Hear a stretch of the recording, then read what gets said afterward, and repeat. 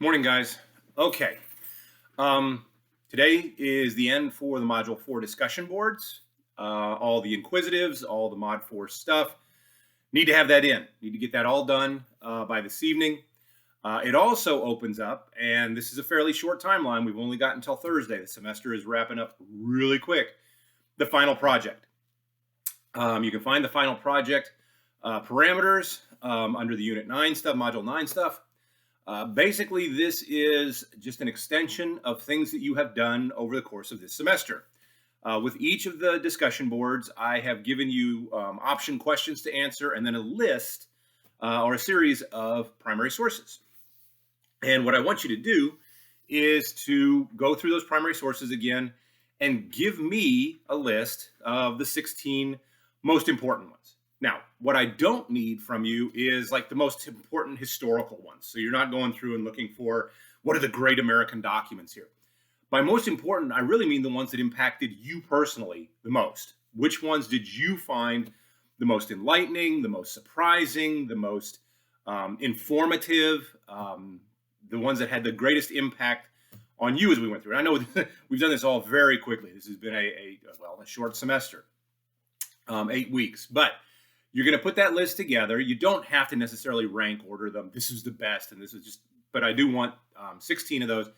And then you're going to tell me a little bit about them. So it's a paragraph or two on each one where you give me really just a short synopsis, what was in there. Then you explain to me why it was so important, why it was important to you, what kind of context it had, how it plays into sort of the bigger picture and the impact it had, on the historical narrative, but also, how you perceive it, what you think about it.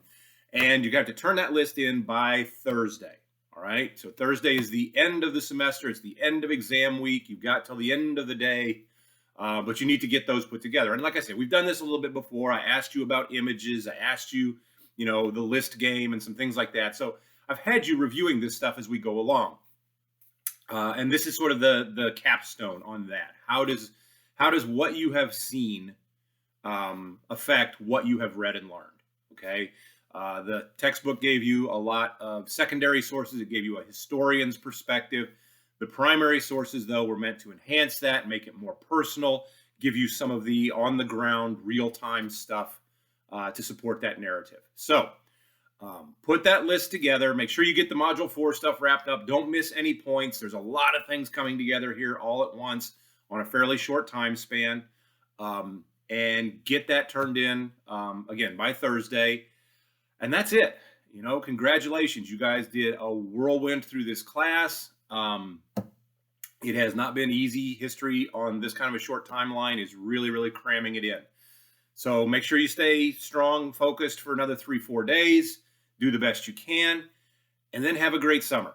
Okay? If you've got any questions, make sure you get those to me.